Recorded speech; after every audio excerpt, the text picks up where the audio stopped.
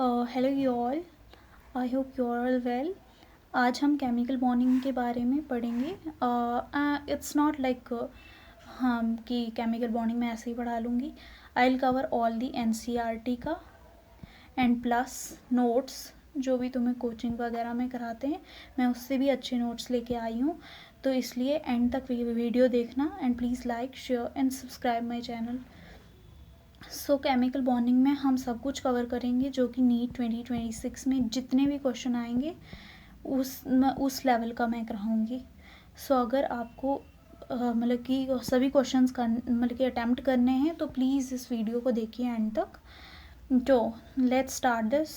ठीक है, सबसे पहले इसमें मैंने पूरी एनसीईआरटी, आप सबको पता है ना कि मैं एनसीईआरटी नहीं छोड़ती, मैंने एनसीईआरटी भी कवर कर रखी है। ठीक है, तो प्लीज़ वीडियो को एंड तक देखो एंड अपने दोस्तों के साथ इस वीडियो को शेयर करो। तो let's start without wasting any further time. तो हमें पता है एनसीईआरटी के पहले पेज में इन चीज़ों के बारे में दिया है जो कि नीट में भी आया हुआ है 2023 में। इनकम्प्लीट ऑक्टेट, इनकम्प्लीट ऑक्टेट किसका है? LiCl, BeH2, BCl3, AlCl3, इन सब का इनकम्प्लीट ऑक्टेट है। और आपको पता है कि मैं समझाया कि बगैर नहीं छोड़ती किसी भी चीज़ को, तो इस चीज़ को समझेंगे हम। ठीक है, चाहे मुझे टाइम लगे बट मैं अच्छे से समझाऊंगी। जैसे कि BeH2 है, तो BeH2 में यहाँ पे सिर्फ 2 बॉन्ड्स हैं इनके बीच, means they have only 1 2 3 4 electrons, सिर्फ 4 इलेक्ट्रॉन्स हैं। ऑक्टेट का क्या मतलब होता है? ऑक्टेट का मतलब होता है 8 इलेक्ट्रॉन्स पूरे करना, लेकिन BeH2 में सिर्फ 4 इलेक्ट्रॉन्स पूरे हुए हैं। उसी तरह से अगर हम बात करें LiCl की, LiCl में सिर्फ 2 इलेक्ट्रॉन्स पूरे हुए हैं, दिख रहा है ना। BCl3 में 6 इलेक्ट्रॉन्स, गिनो ज़रा, एक बॉन्ड में 2 इलेक्ट्रॉन्स होते हैं, 2 2 4 5 6 इलेक्ट्रॉन्स पूरे हुए हैं। तो इसी तरह से ये सब। ठीक है, इनकम्प्लीट ऑक्टेट क्लियर। अब इसके बाद हम जाएंगे next one, that is odd electrons. Odd electrons कौन कौन से हैं? NO, NO2, ClO2, ClO3, ये सब एनसीईआरटी में दिया है और आपको एकदम अच्छे से लर्न करना है। ऑड इलेक्ट्रॉन कौन कौन से हैं? NO, NO2, ClO2, ClO3। Odd electron कौन कौन से हुए? मतलब कि जिनके ऊपर एक इलेक्ट्रॉन रह जाता है। ठीक है, रेडिकल की तरह एक्ट करता है। ठीक है, अगर हम बात करें एक्सपैंडेड ऑक्टेट, जिसका ऑक्टेट एक्सपैंडेड है, ठीक है, पूरा फुल है, वो कौन कौन से हैं? PF5, मतलब कि जितना ऑक्टेट होना चाहिए उससे ज़्यादा ही इलेक्ट्रॉन्स उसमें हैं, उस वाले ऑक्टेट को एक्सपैंड। अब PF5 है तो एक बॉन्ड में 2 इलेक्ट्रॉन, तो 5 में 10 इलेक्ट्रॉन ना, तो इनमें ऑक्टेट से भी ज़्यादा इलेक्ट्रॉन्स हैं, तो this is called has expanded octet. जैसे कि PF5 हो गया, SF6 हो गया, फिर उसके बाद H2SO4 हो गया, तो these are all expanded octet. अगर हम नेक्स्ट बात करें, ये एनसीईआरटी में चीज़ लिखी हुई है कि जो SCl2 है, SCl2 कौन? SCl2 ये ऑक्टेट रूल को फॉलो करता है और doesn't account for shape of molecule, does not explain relative stability of molecule. और SCl2 ना ही शेप को बताता है ना ही रिलेटिव स्टेबिलिटी के बारे में बताता है, ये SCl2 के बारे में दिया है और ये SCl2 ऑक्टेट रूल को फॉलो करता है। ठीक है, आयनिक बॉन्ड की बात करें तो आयनिक बॉन्ड में मैं आपको बता दूं कि आयनिक बॉन्ड होने के लिए क्या क्या चीज़ें इम्पॉर्टेंट हैं। ठीक है, तो आयनिक बॉन्ड होने के लिए हमारी जो आयनाइजेशन एनर्जी चाहिए वो लो होनी चाहिए, याद रखना है। इलेक्ट्रॉन गेन एंथैल्पी हाई होनी चाहिए और लैटिस एनर्जी भी लो होनी चाहिए। लो कौन कौन? Lattice energy, ionization energy, electron gain enthalpy, ये अपना आयनिक बॉन्ड होने के लिए क्या चाहिए? इलेक्ट्रॉन गेन एंथैल्पी हाई चाहिए। अगर हम आयनाइजेशन एनर्जी लो की बात करें, क्यों आयनाइजेशन एनर्जी लो चाहिए? आयनाइजेशन एनर्जी इसलिए लो चाहिए, आयनाइजेशन एनर्जी इसलिए लो चाहिए क्योंकि अगर हम बात करें कि ये जो हमारा आयनिक बॉन्ड है, जो क्या, ऐसा बॉन्ड जिनमें आयन्स हों, जैसे NaCl, इसमें पॉजिटिव और नेगेटिव आयन्स की फॉर्मेशन होती है, that's why this is ionic bond. तो इसमें आयनाइजेशन एनर्जी क्या होनी चाहिए, कम, बट वाई, आयनाइजेशन एनर्जी कम होने का रीज़न ये है कि बॉन्ड क्या हो जाएंगे, आयनाइजेशन एनर्जी कम होगी, कम एनर्जी लगेगी, बॉन्ड जो होगा वो क्या हो जाएगा, ईजिली क्या हो जाएगा, ब्रेक हो जाएगा, बॉन्ड ईजिली ब्रेक हो जाएगा। इसी वजह से, ईजी ब्रेकेज होने की वजह से यहाँ पे क्या बन जाते हैं, जल्दी आयन्स बन जाते हैं। तो अब आया आपको समझ क्यों इनकी आयनाइजेशन एनर्जी कम चाहिए, क्योंकि NaCl में हम देखते हैं बचपन से इसमें पॉजिटिव और नेगेटिव चार्ज बनता है ना, ठीक है, जल्दी बन जाता है, मतलब कि टूटने में कम एनर्जी लगेगी, इसलिए आयनाइजेशन एनर्जी कम होती है। इलेक्ट्रॉन गैन एंथैल्पी, मतलब कि ये गैन करने में क्या है, बहुत अच्छे हैं। फिर उसके बाद लैटिस एनर्जी, दैट इज़ फिर से वो तोड़ने वाली एनर्जी एक लैटिस को, that is also high in them, that is also low in them, sorry, that means we have to break it easily हमें किसी चीज़ को, that is NaCl या फिर आयनिक कंपाउंड्स को तोड़ना है, तो इनकी आयनाइजेशन एनर्जी क्या होनी चाहिए, कम, इलेक्ट्रॉन गैन एंथैल्पी ज़्यादा, लैटिस एनर्जी भी ज़्यादा, sorry, lattice energy should be high. कैसे, आप देखो, लैटिस एनर्जी जो होती है ये डायरेक्टली प्रोपोर्शनल होती है चार्ज का प्रोडक्ट अपॉन आर का स्क्वायर। लैटिस एनर्जी जो होती है डायरेक्टली प्रोपोर्शनल होती है चार्ज अपॉन आर का स्क्वायर, ठीक है, चार्ज कैटाइन भी हो सकता है, एनाइन भी हो सकता है। तो इन्वर्सली प्रोपोर्शनल है लैटिस एनर्जी किसके, डिस्टेंस के और चार्ज के डायरेक्टली प्रोपोर्शनल, मतलब कि चार्ज जितना ज़्यादा होगा एक कम आयनिक कंपाउंड में उतनी ज़्यादा लैटिस एनर्जी होगी, और डिस्टेंस जितना कम होगा उनके बगैर, मतलब कि लैटिस एनर्जी जितनी ज़्यादा होगी डिस्टेंस उतना ही कम होगा। अब कैसे ये बताते हैं, ठीक है, ये बताएंगे हमारे फजान रूल। फजान रूल क्या बताते हैं, फजान रूल बताते हैं, ये समझो अच्छे से, फजान रूल बताते हैं, जो हमारे फजान रूल हैं ये बताते हैं कि कैटाइन जो है हमारा, कैटाइन, इसका साइज जितना, कैटाइन का साइज जितना कम होगा उतना ही जो कंपाउंड या मॉलिक्यूल है वो पोलराइज्ड होगा, उतनी उसकी पोलराइजेशन क्या होगी, उतनी वो उतना ज़्यादा पोलर होगा। ये कौन बताता है, फजान रूल, कि कैटाइन का साइज़, जैसे कैटाइन कौन है, Na पॉजिटिव, इसका साइज़ जितना कम होगा उतना ही ज़्यादा ये पोलराइज्ड होगा, लेकिन उतना ही ज़्यादा ये क्या होगा, पोलराइज्ड होगा। उसी तरह से उतना ही ज़्यादा ये पोलराइज्ड होगा। उसी तरह से ये हमने डिस्कस कर लिया कि कैटाइन का साइज़ क्या होना चाहिए, छोटा, तभी ज़्यादा ये क्या होगा, पोलर होगा। लेकिन जो एनाइन है उसका साइज़ क्या होना चाहिए, बड़ा, जितना बड़ा साइज़ होगा एनाइन का उतना ही ज़्यादा वो पोलर होगा। सो कैटाइन का साइज़ छोटा, एनाइन का साइज़ बड़ा, उतना ही ज़्यादा पोलैरिटी, ठीक है। आई hope you all understood it.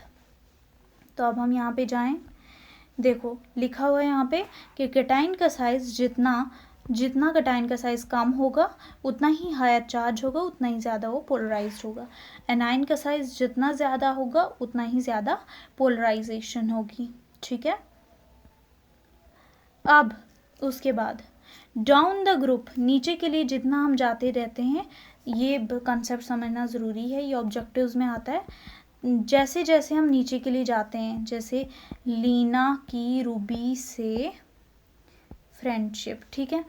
Thermal stability, जैसे जैसे हम नीचे जाते हैं, लीना, फिर से लिखती हूँ, की रूबी से फ्रेंडशिप, नीचे नीचे जैसे जाते हैं थर्मल स्टेबिलिटी क्या होती है, थर्मल स्टेबिलिटी इंक्रीज होती है। थर्मल स्टेबिलिटी क्या होती है, इंक्रीज होती है। तो बताओ थर्मल, सबसे ज़्यादा थर्मली स्टेबल कौन होगा, लीना की रूबी से, नीचे के लिए थर्मल स्टेबिलिटी इंक्रीज, सबसे ज़्यादा स्टेबल CS होगा, CS will be very highly stable, बहुत ज़्यादा स्टेबल कौन होगा, CS होगा। और सबसे कम lithium, lithium will be thermally unstable होगा, थर्मली अनस्टेबल, अनस्टेबल मीन सबसे कम स्टेबल होगा लिथियम, ठीक है। तो ये कंसेप्ट अगर समझ आया तो अब हम आगे बढ़ेंगे। यहाँ पे अब हम here you all see thermal stability increases down the group. Thermal stability, तो सबसे ज़्यादा थर्मली अनस्टेबल कौन होगा, Li2CO3, इनके कार्बोनेट्स, ठीक है, उसमें से लिथियम सबसे अनस्टेबल होगा। ये हो गया कि एनाइन का साइज बड़ा होना चाहिए, उतना ही ज़्यादा पोलराइज होगा, कटाइन जितना छोटा होगा उतना ज़्यादा पोलराइज्ड होगा। मेल्टिंग पॉइंट की एक्सेप्शन है ये याद कर देना, CaF2 सबसे ज़्यादा मेल्टिंग पॉइंट होता है, MgF2 का, SrF2 का, BeF2 का, BeF2 का, ठीक है, ये एक्सेप्शन वाला मेल्टिंग पॉइंट है, ठीक है। आयनिक करेक्टर की बात करें, आयनिक करेक्टर कब बढ़ेगा, आयनिक मीन्स कैटाइन का साइज क्या होना चाहिए, बड़ा, और एनाइन का साइज छोटा। आयनिक करेक्टर होने के लिए, ज़्यादा आयनिक करेक्टर होने के लिए कैटाइन का साइज बड़ा चाहिए, एनाइन का साइज छोटा चाहिए, और कोवलेंट करेक्टर ज़्यादा होने के लिए एनाइन का साइज बड़ा, कैटाइन का छोटा, एनाइन का बड़ा, कैटाइन का छोटा, कोवलेंट करेक्टर अच्छा होने के लिए। आयनिक करेक्टर अच्छा होने के लिए कैटाइन का साइज क्या चाहिए, बड़ा, और एनाइन का छोटा, ठीक है। तो अब मैं बताऊंगी कैसे। देखो अब लैटिस एनर्जी हमें पता है कि Li पॉजिटिव जो है इसका साइज़ क्या होता है, बहुत छोटा होता है, कैटाइन का साइज़ क्या है, छोटा, तो ज़्यादा पोलराइज्ड होगा ना, ज़्यादा चार्ज सेपरेशन होगी इसमें, ठीक है। तो लिथियम का साइज़ सबसे छोटा है, तो ये सबसे ज़्यादा पोलराइज होगा, बताया ना मैंने, कैटाइन का साइज़ बहुत छोटा होना चाहिए तभी ज़्यादा पोलराइजेशन होती है। तो लिथियम का साइज़ क्या है, छोटा है, तो charge per unit size polarisation सबसे ज़्यादा होगी, ठीक है। अगर हम सीजियम का साइज़ देखें तो सीजियम का साइज़ क्या है, सबसे ज़्यादा है, तो जितना साइज़ सीजियम का ज़्यादा होगा उतनी उसकी मोलर कंडक्टिविटी क्या होती है, ज़्यादा होती है। लिथियम का साइज़ छोटा है तो उसका मोलर कंडक्टिविटी उतनी ही कम होगी, ठीक है।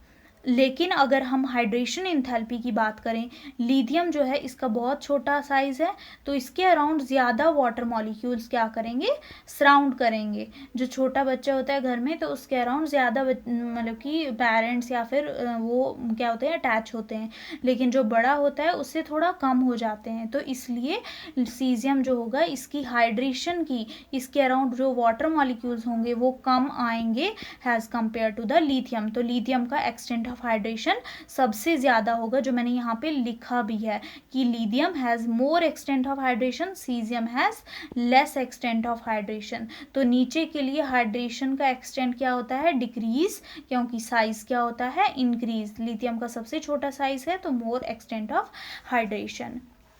अगर हम बात करें यहाँ पे एनाइन का साइज़ ज़्यादा और कैटाइन का साइज़ कम होना चाहिए कोवलेंट करेक्टर होने के लिए, ठीक है। तो अगर हम बात करें अब next, that is total pairs. Total pairs में हम किसकी बात कर रहे हैं, जैसे हमें कोई स्ट्रक्चर बनाना है, जैसे we have to made the structure of, let करो कि हम स्ट्रक्चर बना रहे हैं किसका, लेट बी हम CH4 का स्ट्रक्चर बना रहे हैं। तो कैसे बनाएंगे, कैसे हमें पता चलेगा कि इस पे हमें कैसे इसका स्ट्रक्चर बनाना है। तो आप लोगों को क्या करना है, यहाँ पे सेंटर पे किसको रखना है, जिसकी देखो CH4 में से C और H में से ज़्यादा इलेक्ट्रोनेगेटिव पता होना चाहिए कार्बन है। इलेक्ट्रोनेगेटिविटी का ऑर्डर मैं आपको बता देती हूँ, सबसे पहले फ्लोरीन, फिर ऑक्सीजन, फिर नाइट्रोजन, देन Cl, देन बाकी जो बचे C हो गया, कार्बन है ना, वगैरह वगैरह। तो फ़ोन कॉल की तरह आप इलेक्ट्रोनेगेटिविटी का ऑर्डर याद कर दो, ठीक है, ख़त्म बात। फिर उसके बाद अगर हम बात करें यहाँ CH4 का स्ट्रक्चर मैं कह रही थी आप लोगों से, तो CH4 के स्ट्रक्चर में C जो है ये सेंटर पे रहेगा, क्योंकि इसकी C की इलेक्ट्रोनेगेटिविटी क्या है, सबसे ज़्यादा है, तो जिसकी इलेक्ट्रोनेगेटिविटी ज़्यादा वो सेंटर में, और बाकी एटम कितने हैं, 4, तो ये साइड पे लग जाएंगे, ठीक है। बाकी अगर जैसे हमें कोई ड्रॉ करना है, क्या, जैसे हमें ड्रॉ करना है लाइक CCl4 रख लो, ठीक है। CCl4 कैसे ड्रॉ करें हम, CCl4 को हम ड्रॉ करेंगे, जैसे C हमने सेंटर में किया, इसके अराउंड C सेंटर में रखना है हमेशा, तो उसके बाद हम जो करना है वो बताती हूँ मैं।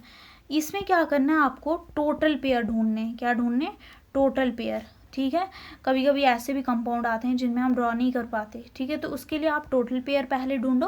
टोटल पेयर ढूंढने के लिए आपको क्या करना पड़ेगा, टोटल पेयर ढूंढने के लिए ये जो यहाँ पे फॉर्मूला है, that is sum of valence electrons of all the atoms anionic minus cationic upon 2, यही चीज़ मैं कह रही थी।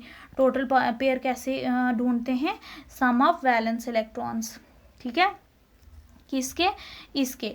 वैलेंस इलेक्ट्रॉन कार्बन में कितने होते हैं, इसकी वैलेंसी होती है 2 4, तो वैलेंस इलेक्ट्रॉन कितने हैं, 4 हैं, तो 4 प्लस अब इसमें टोटल कितने सराउंडिंग एटम है, इसमें Cl is the surrounding atom ना, कार्बन सेंटर में है, तो 4 सराउंडिंग एटम है, तो 4 लिख लिया, इनटू Cl का कितना है outer electrons, that is valence electron 2 7 होता है ना, 2 8 7, तो आउटर इलेक्ट्रॉन 7 हैं, तो 4 × 7 अपॉन टोटल पेयर्स, तो 4 + 4 × 7 अपॉन क्या करना है हमें, 2 से डिवाइड करना है, 2 को ऐसे ही 1/2 रखा है हमने। तो पहले वैलेंस इलेक्ट्रॉन, फिर जितने पेयर्स हैं उनके वैलेंस इलेक्ट्रॉन के साथ मल्टीप्लाई, एनाइन कटाइन कोई इस पे चार्ज नहीं है, तो इट इज़ न्यूट्रल, तो इस पर कोई करने की आगे ज़रूरत नहीं है। तो 4 + 28 अपॉन 2, ये कितना हो गया 16, तो ये टोटल पेयर्स कितने आ गए 16। तो हम CCl4 का स्ट्रक्चर कैसे ड्रॉ करेंगे, 16 पेयर्स आए ना, तो हमें इससे क्या करना है, हमें पता है Cl 4 हैं, तो इसके अराउंड 4 Cl आ जाएंगे। अब Cl पे कितने लॉन पेयर होते हैं, 3, बाहर से कितने लॉन पेयर होते हैं, 3, वो रखने 1 2 3 1 2 3 1 2 3, ठीक है। आउटर इस पे एटम पे 3 लॉन पेयर होते हैं, तो 1 2 3 4 5 6 7 8 9 10 11 12, कितने हो गए 12 हो गए, इस पे बॉन्ड पेयर्स हो गए। ये जो निकले ना 16, ये इसके पेयर्स हैं, क्या हैं, पेयर्स, तभी तो यहाँ पे है टोटल पेयर्स। तो पेयर्स हो गए इसके कितने अभी तक जो हमने गिने, 1 2 3 4 5 6 7 8 9 10 11 12 कंप्लीट हो गया। अभी कितने चाहिए, 16 पेयर्स बनाने हैं, 12 हो गए, 13 14 15 16, बन गया स्ट्रक्चर। तो this structure of CCl4 is prepared. I hope you all understood it कि टोटल पेयर्स हमें कैसे ढूंढने हैं। उसके बाद मैं अब हाइब्रिडाइजेशन का भी यहाँ पे आपको क्लियर कर देती हूँ।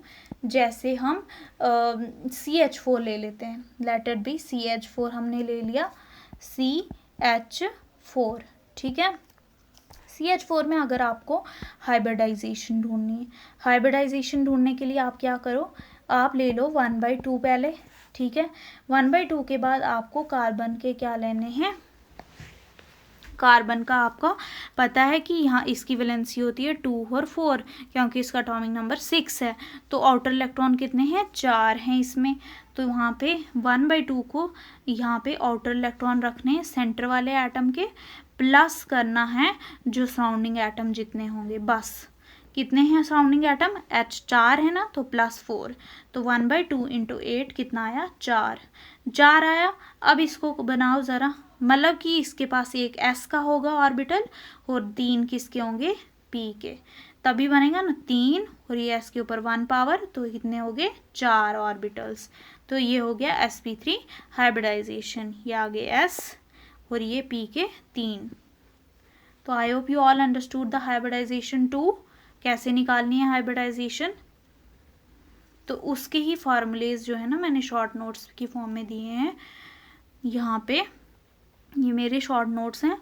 तो यहाँ पे देखो फॉर्मल चार्ज है यहाँ पे लिखा हुआ, here it is written formal charge. Formal charge कैसे ढूंढें, तो आपको सबसे पहले क्या करना है, जो भी आपको कंपाउंड लिया है उसका वैलेंस इलेक्ट्रॉन्स ढूंढो, ठीक है, माइनस करो बॉन्ड कितने हैं उसमें, माइनस करो 2 × नंबर ऑफ लॉन पेयर्स, ठीक है। जैसे आपको मैं CH4 का ही बता देती हूँ। CH4 में क्या है, आपको जैसे फॉर्मल चार्ज ढूंढना है सेंट्रल एटम पे, ठीक है, तो CH4 आप जल्दी जल्दी बना दो, बनाया आपने, फिर जाओ इस पर फॉर्मल चार्ज ढूंढना है आपने। वैलेंस इलेक्ट्रॉन कितने इसमें, 4, ठीक है। फिर उसके बाद क्या था, valence electrons plus balance electrons minus bond minus 2 into number of lone pair. CH4 में कितने बॉन्ड हैं?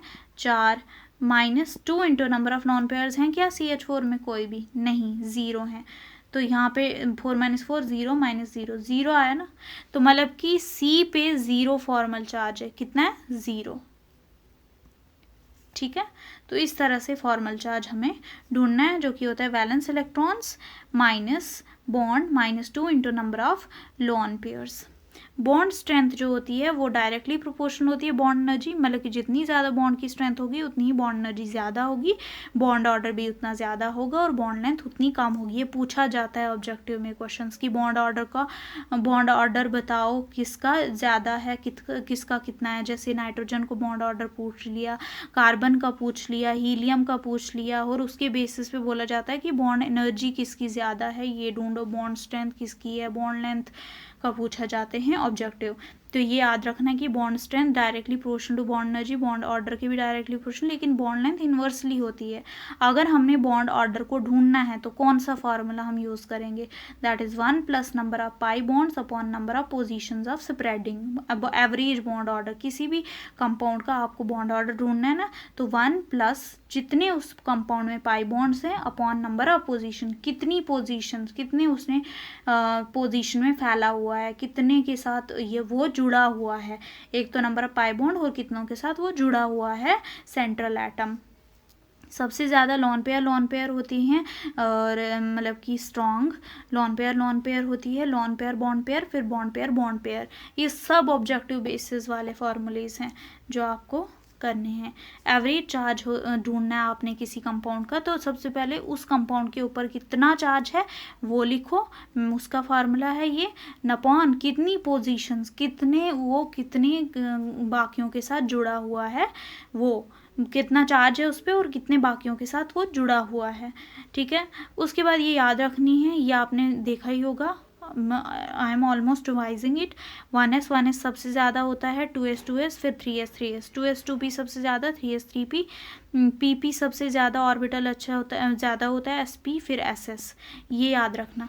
ठीक है, 1s 2s 3s 2s 2p ज़्यादा, फिर 3s 3p, pp सबसे ज़्यादा, फिर sp फिर ss। ठीक है, pp। अब उसके बाद ये याद रखना है, ये आपको पता है ना, जो वर्टिकल में बॉन्ड होता है दैट इज एक्सियल बॉन्ड, और जो साइड पे होता है इक्वेटोरियल बॉन्ड। ठीक है, इक्वेटोरियल पे ही क्या आते हैं? लॉन पेयर, एक्सियल पे नहीं होते। और एक्सियल बॉन्ड जो होता है सबसे लॉन्गर होता है, इक्वेटोरियल बॉन्ड जो होता है स्मॉलर होता है। एक्सियल और इक्वेटोरियल में अगर हम एंगल देखेंगे, बताओ ये है एक्सियल, ये है इक्वेटोरियल, कितना एंगल है? 90 डिग्री ना, तो 90 डिग्री। अगर हम इक्वेटोरियल के बीच में देखें तो ये कुछ ऐसा होता है, इक्वेटोरियल और इक्वेटोरियल के बीच में 120 डिग्री का एंगल होता है। अगर हम एक्सियल के बीच में देखें, ऐसे है ना, एक्सियल है ना, और इक्वेटोरियल आ गया, ये आ गया इक्वेटोरियल 120 डिग्री, और एक्सियल के बीच में बताओ बिल्कुल स्ट्रेट लाइन है तो 180 डिग्री एंगल होगा। ठीक है, अब आपको मैं बताती हूँ, sp में कितना एंगल होता है? 180 डिग्री, सबको पता है। sp हाइब्रिडाइजेशन में 180 डिग्री का एंगल होता है। sp2 में बताओ, ट्राइगोनल प्लेनर होती है तो 120 डिग्री का एंगल होता है। sp3 में सबको पता है 109 डिग्री 28 मिनट्स। ठीक है, और sp3d में कोई पूछे कितना होता है, तो sp3d में 90 डिग्री के 6 एंगल्स होते हैं, 120 डिग्री के 3 होते हैं, 180 डिग्री के 1, 90 के 6, 120 के 3, 180 के 1। और अगर sp3d2 पूछे तो 90 डिग्री के 12 होते हैं एंगल्स, 180 के 3, बस यही दो होते हैं। sp3d3 का कोई पूछे तो 90 डिग्री के 10 एंगल्स होते हैं, 180 के 1, 72 के 5 और 144 के 5। ठीक है, ये याद रखने हैं क्योंकि ये कभी भी पूछ सकते हैं कि 90 के कितने एंगल्स हैं sp3d2 में, 12, और sp3d में 6, और sp3d3 में 10, तो 6, 12, 10 याद रखना है, ये वाला चीज़ 6, 12, 10, 120 के 3 और 180 का 1। ठीक है, अगर हम बात करें अब next page, bond length. I think the video is going longer, so I am trying कि मैं 20 मिनट में कवर करूँ इस चीज़ को। बॉन्ड लेंथ किसकी ज़्यादा है, देखो इसको कैसे समझेंगे। बॉन्ड लेंथ को हम कैसे समझेंगे, बॉन्ड की लेंथ दैट इज CC। पहले CC में कौन सी हाइब्रिडाइजेशन है, इसके बीच सिंगल बॉन्ड है, सब सिग्मा है, sp3। फिर C डबल बॉन्ड C में कौन सी हाइब्रिडाइजेशन है, sp2। C triple bond C में sp हाइब्रिडाइजेशन होती है, ठीक है। ये चीज़ समझेंगे कि sp3 हाइब्रिडाइजेशन होने के लिए कितने सिग्मा चाहिए। sp3 हाइब्रिडाइजेशन होने के लिए you have to be sp2। सबसे पहले sp2 का समझेंगे। sp2 हाइब्रिडाइजेशन होने के लिए हमें चाहिए 2 सिग्मा और 1 पाई, लेकिन sp हाइब्रिडाइजेशन के लिए सिर्फ और सिर्फ 1 sigma, what I am saying, even sp2 hybridization होने के लिए 1 सिग्मा 1 पाई, और sp हाइब्रिडाइजेशन होने के लिए 1 सिग्मा 2 पाई। क्योंकि sp है तो ट्रिपल बॉन्ड होगा, मतलब कि जो सबसे निचले वाला होता है ना दैट इज सिग्मा, और वे हमेशा 1 होता है, बाकी जो बचे वो सब पाई। तो sp में 2 पाई और 1 सिग्मा, sp2 में 2 होते हैं, डबल बॉन्डेड होता है, निचला वाला हमेशा सिग्मा, ऊपर वाला हमेशा पाई, तो 1 सिग्मा 1 पाई। आई समझ। और sp3 में सब के सब सिग्मा होंगे, ठीक है। उसके बाद हम जाएंगे कि बॉन्ड लेंथ कैसे ढूंढी जाए CC में। CC में कौन सी हाइब्रिडाइजेशन बताई, sp3 हमने अभी डिस्कस करी कि इसमें sp3 हाइब्रिडाइजेशन है। sp3 हाइब्रिडाइजेशन है तो बॉन्ड एंगल कितना होगा, 109 डिग्री 28 मिनट्स, 109 डिग्री 28 मिनट्स। इसको अच्छे से समझेंगे। C sp3 हाइब्रिडाइजेशन, एंगल कितना 109 डिग्री 28 मिनट्स। अगर हम C डबल बॉन्ड C की बात करें, sp2 हाइब्रिडाइजेशन है, एंगल कितना है 120 डिग्री, अभी पीछे किया। C ट्रिपल बॉन्ड C की बात करें, sp हाइब्रिडाइजेशन, एंगल कितना है 180 डिग्री। अब मुझे बताओ सबसे ज़्यादा एंगल किसका है, sp हाइब्रिडाइजेशन का 180 डिग्री, ठीक है। तो sp हाइब्रिडाइजेशन का सबसे ज़्यादा बॉन्ड एंगल किसका है, सबसे ज़्यादा बॉन्ड एंगल आया हमारा sp का, फिर उसके बाद sp2 का, फिर उसके बाद sp का, फिर उसके बाद किसका आया sp2 का, फिर उसके बाद sp3 का। sp2 का 120 है, फिर 109 डिग्री 28 मिनट्स। अब बॉन्ड एंगल क्या होता है, बॉन्ड एंगल जो होता है ये डायरेक्टली प्रोपोर्शनल होता है किसके, it is directly proportional to the bond order, bond energy के, है ना। और इन्वर्सली प्रोपोर्शनल होता है बॉन्ड लेंथ के, किसके, बॉन्ड लेंथ के। बॉन्ड एंगल क्या होता है, इन्वर्सली प्रोपोर्शनल होता है बॉन्ड लेंथ के, मतलब कि जिसका बॉन्ड एंगल ज़्यादा उसकी बॉन्ड लेंथ कम, तो जिसका बॉन्ड एंगल सबसे कम उसकी बॉन्ड लेंथ सबसे ज़्यादा, मतलब कि sp3 की बॉन्ड लेंथ क्या होगी, सबसे ज़्यादा होगी। अब समझ आया आप सबको। तो मैंने क्या समझाया कि बॉन्ड एंगल जो होता है ये इन्वर्सली प्रोपोर्शनल होता है किसके, बॉन्ड लेंथ के, मतलब कि जिसका बॉन्ड एंगल सबसे ज़्यादा उसकी बॉन्ड लेंथ सबसे कम। सबसे ज़्यादा बॉन्ड एंगल किसका था, sp का, तो इसकी बॉन्ड लेंथ सबसे कम होगी। तो सबसे ज़्यादा बॉन्ड लेंथ किसकी होगी, sp3 की, फिर sp2 की, फिर sp की। तभी तो यहाँ पे sp3 की सबसे ज़्यादा है, फिर उसके बाद sp2 की, फिर sp की। आई समझ अब। तो सिंगल बॉन्ड की सबसे ज़्यादा होगी बॉन्ड लेंथ, फिर डबल फिर ट्रिपल, ठीक है। बॉन्ड लेंथ जो होता है इन्वर्सली प्रोपोर्शनल होता है इलेक्ट्रोनेगेटिविटी के, मतलब कि जितनी ज़्यादा बॉन्ड लेंथ होगी उतनी इलेक्ट्रोनेगेटिविटी क्या होगी, कम होगी, ठीक है।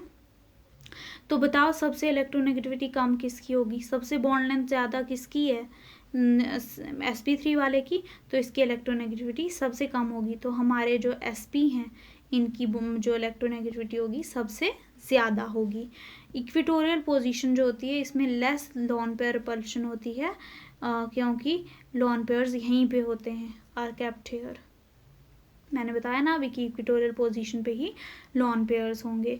Now we will move on to the कि sp2 में कितना सीरियल नंबर आ रहा होता है, 3 आ रहा होता है। अभी जो हमने पीछे CH4 का स्ट्रक्चर किया था उसमें सीरियल नंबर 4 आया था, इसलिए sp3 बताया था मैंने। sp2 में कितना आता है, 3 आता है, ठीक है।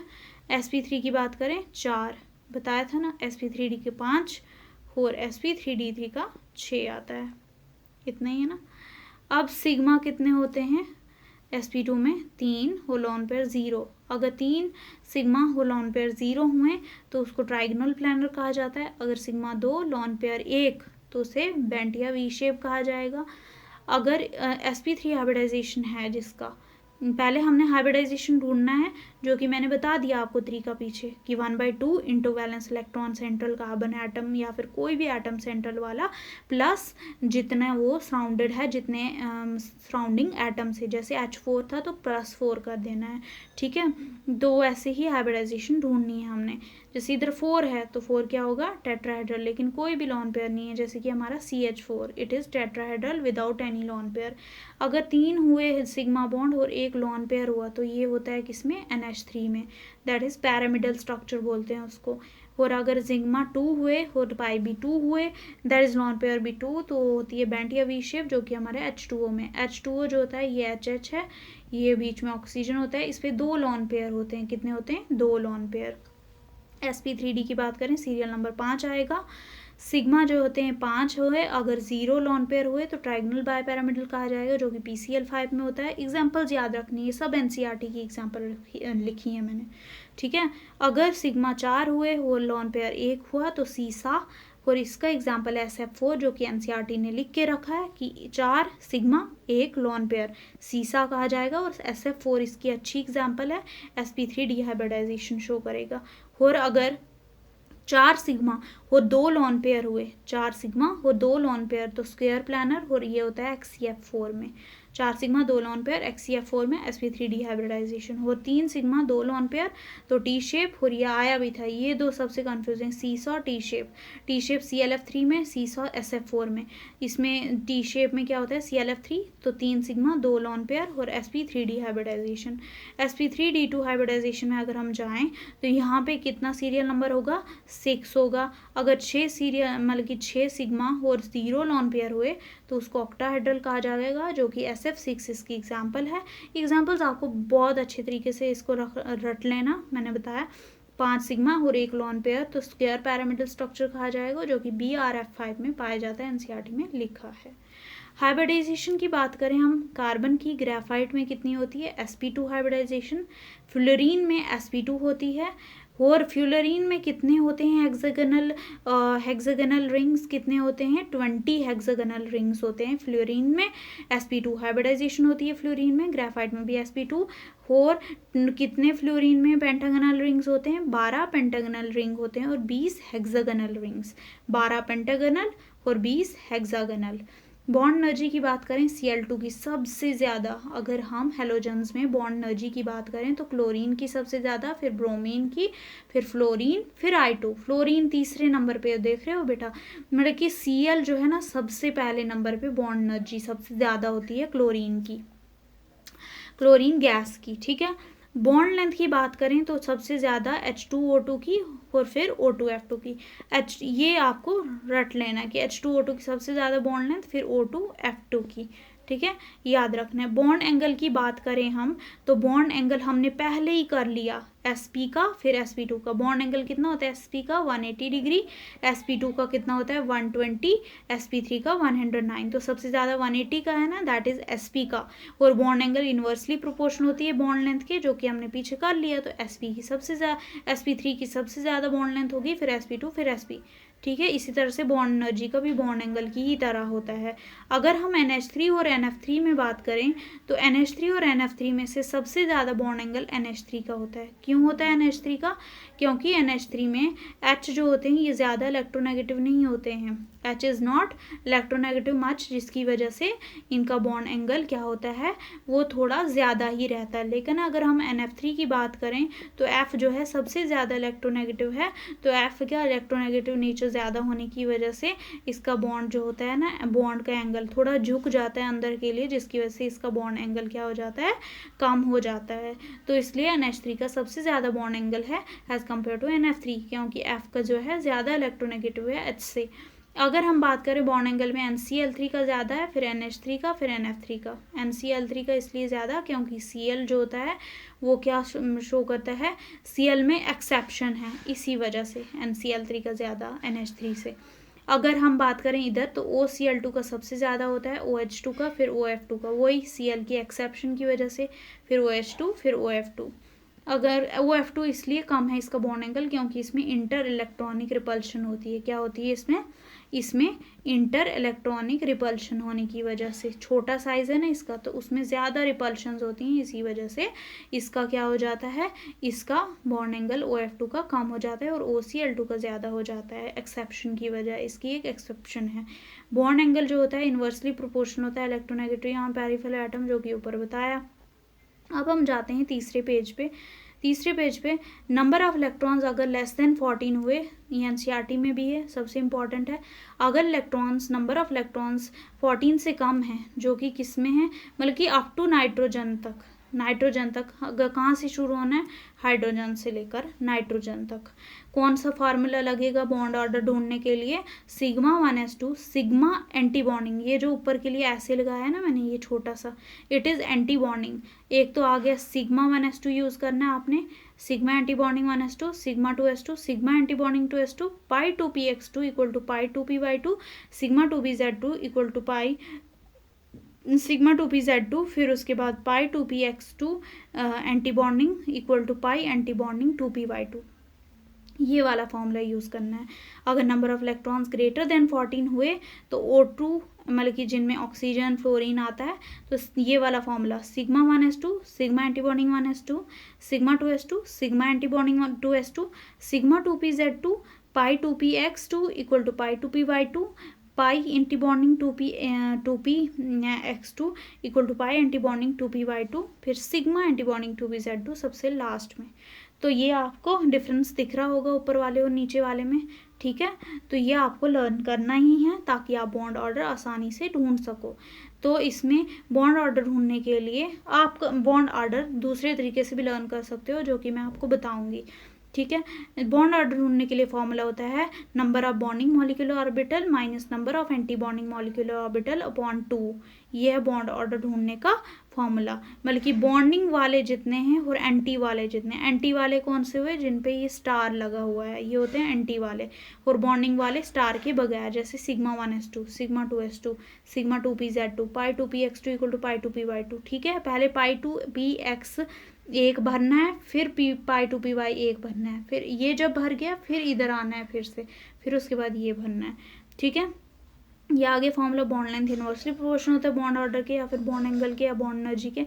स्टेबिलिटी डायरेक्टली प्रोपोर्शनल होती है बॉन्ड स्ट्रेंथ, बॉन्ड ऑर्डर और बॉन्ड एनर्जी के, लेकिन इनवर्सली प्रोपोर्शनल होती है बॉन्ड लेंथ के। डायपोल मोमेंट का फॉर्मूला डी से रिप्रेजेंट किया जाता है। वन डायपोल मोमेंट होता है 3.33 इंटू 10⁻³ सेंटीमीटर, 3.33 इंटू 10⁻³ सेंटीमीटर होता है एक डायपोल। अगर इसमें भी आपको बोल दिया उसने क्वेश्चन ने परसेंटेज आयनिक करेक्टर ढूंढो, तो mu observed upon mu theoretical, और म्यू थ्योरेटिकल की वैल्यू होती है जो कि चार्ज होता है इलेक्ट्रॉन का, 1.6 इंटू 10⁻19 इंटू बॉन्ड लेंथ करना है आपको, जो कि क्वेश्चन में दी होगी। अगर हम डायपोल मोमेंट की बात करें, H2O का सबसे ज़्यादा, HF का, फिर NH3 का, फिर HCl, फिर CHCl3, फिर H2S। किसका सबसे ज़्यादा डायपोल मोमेंट होगा, H2O का, फिर HF का, फिर NH3, ये ऑर्डर याद कर देना, फिर HCl, ये NCERT में ऑर्डर दिया हुआ है, ठीक है। H2CO2 BF3 CCl4 ये कुछ लिखा। म्यू जो होता है ये इन्वर्सली प्रोपोर्शनल होता है एंगल के। CH3Cl का सबसे ज़्यादा होता है डायपोल मोमेंट, मतलब कि जितने कम Cl एटम अटैच है ना, मतलब कि Cl के एटम जितने भी कार्बन से अगर कम अटैच हैं तो उसका डायपोल मोमेंट उतना ज़्यादा। देखो CH3Cl में एक ही Cl है तो सबसे ज़्यादा इसका ही डायपोल मोमेंट होगा। CH2Cl2 में 2 Cl हैं तो इसका कम हो जाएगा।